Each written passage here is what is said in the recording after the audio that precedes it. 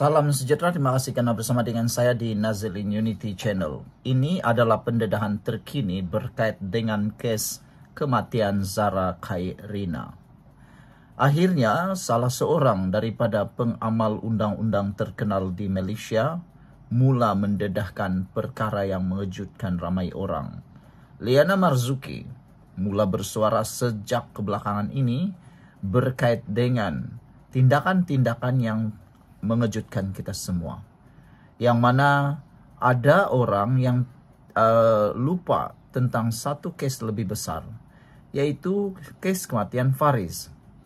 Kenapa yang itu para pembangkang tidak pula bising, kata beliau. Liana Marzuki menyapa hari ini. Itu sebabnya konsep jangan pajak otak, semua benda terus telan tak dikunyah. Bila dapat satu berita, tunggu, hadam, semak fakta. Hanya rujuk yang pakar, kata beliau. Kali ini, kita nak ceritakan kepada anda semua cerita yang telah ditolak sebagai fitnah, yaitu tentang cerita mesin basuh, suara Zara dalam audio, postmortem VIP masuk, ibu nak saman dokter. Semua ini hanyalah satu fitnah yang sedang berterbangan. Saudara-saudara sekalian, pada 10 Ogos yang lepas, telah dinyatakan oleh peguam keluarga Zara sendiri bahawa bedah siasat Zara dilakukan secara telus. Tiada VVIP yang masuk. Tapi netizen tetap menyorong kehendak mereka. Kononnya ada VVIP masuk. Tapi sebenarnya peguam yang berada dalam bilik bedah tersebut sendiri telah pun menafikan. Jadi nak percaya siapa? Orang yang ada dalam bilik bedah itukah? Atau netizen yang bermain dengan media sosial? Saudara-saudara sekalian, sebelum kita teruskan ulasan kali ini, jangan lupa tinggalkan komen anda dengan tanda pagar solidariti untuk Zara. Dan sebelum itu, izinkan saya untuk kongsikan dulu kepada anda semua, ini terapi imun Transfer Factor for Life, terapi imun yang meningkatkan daya imun badan kita sehingga 400%. Secara umum dan ringkasnya, kita kena penyakit apabila imun badan kita lemah. Apabila imun badan kita lemah, dia tidak akan dapat menghapuskan penyakit yang ada dalam tubuh badan kita.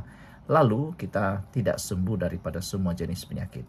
Tetapi dengan adanya terapi imun ini, yang mendidik, mengajar, dan menguatkan imun badan kita, secara tidak langsung imun badan kita akan bertindak menghapuskan semua jenis penyakit yang ada dalam tubuh badan kita apabila imun badan itu jadi bijaksana dan kuat. Cepat dapatkan produk yang hebat ini melalui nombor telefon saya yang tertera, dan produk ini lulus KKM, diperakui oleh dokter-dokter di seluruh dunia dan juga halal.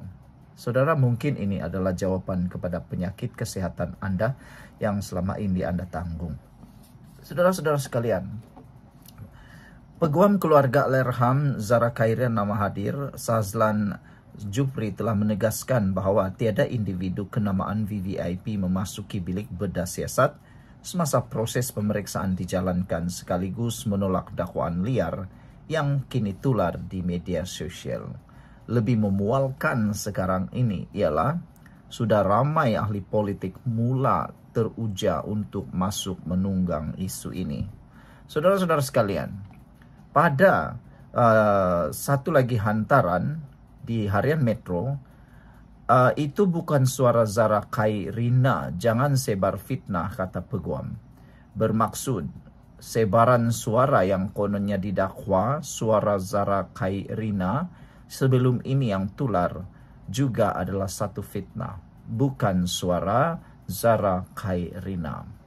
Selain daripada itu, saudara-saudara sekalian, telah dinyatakan juga tentang spekulasi kononnya Zara dimasukkan ke dalam mesin basuh juga adalah tidak benar dan fitnah.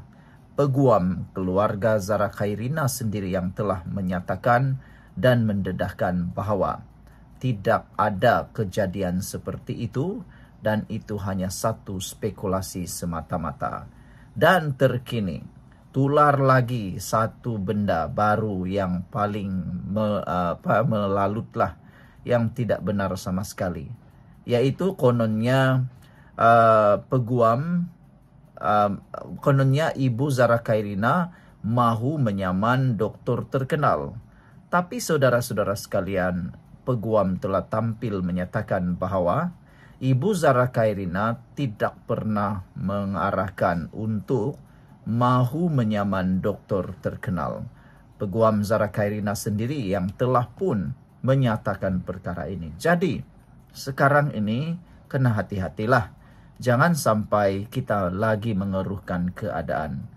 Dan apa yang lebih memualkan kita ialah sudah mula ada ahli politik parti-parti tertentu yang mula cuba-cuba berani nak menunggang isu ini. Kononnya ini itu sehingga melibatkan pula Kerajaan Perpaduan. Dalam satu hantaran di Facebook, Sah Muhammad kata, semalam himpunan Solidariti di Sogo dah di-hijack oleh pembangkang demi politik sempit mereka. Bila kita tanya pasal kes arwah Faris, senyap 1000 bahasa. Ada lagi orang kata, Syah Muhammad, saya kerja di Kuala Lumpur, Tuan. Dari awal sudah nampak, kata Nezam. Terus tak jadi hadir semalam. Dapat maklumat, betul malam tu kena hijack, kata Nezam. Muhammad Yazid kata Nezam banyak fokus politik sebab berlaku di Sabah. Nak nampakkan polis Sabah kononnya makan rasuah. Muhammad Mauzi kata ini satu ujian besar kepada keluarga arwah Zarah. Juga bila nama arwah Zarah teruk disalahguna begini. Ramai orang yang dah mula salah guna nama beliau, arwah. Dan juga ujian kepada kita semua dan rakyat Malaysia. Tapi itulah kata beliau. Sebab isu panas ada keuntungan politik pula tu untuk direbut. So, yang sebar fitnah, naratif palsu pun bersepah-sepahlah. Isu arwah Wan Faris kini kekal kurang hit. For the very simple reason, tak ada keuntungan politik untuk diraih puak di sebelah sana, kata Muhammad Mozik. Ada jugalah seperti satu kebenaran. Zaman media sosial ini ialah di mana si penipu menyebarkan berita palsu semata-mata untuk mendapat tontonan tinggi dan bayaran dari media tersebut. Kemudian yang ditipu juga jadi penipu bila menyiarkan semula berita palsu tersebut. Masing-masing jadi penipu, kata Kamrul. Finar Firdaus kata, ya benar, suspek belum lagi ditahan reman, walaupun dah 60 di soal siasat. Mereka menokok tambah dan menyebarkan cerita separuh betul, palsu. Boleh menyebarkan atau menyebabkan akibat yang sama atau lebih buruk dari membuli dan membunuh, kata Saiful. Edi kata, yang menyebar fitnah harap-harap diberi kesedaran serta kuatkan iman. Jangan sampai belum sempat memohon kemaafan. Tanggungjawab telah diberi kepada anggota yang terbaik untuk melakukan penyiasatan. Sabar menunggu laporan penyiasatan secara terperinci. Semoga yang bersalah akan didakwa, kata beliau lagi. Sekian untuk kali ini. Jangan lupa tinggalkan komen Anda. Bye-bye.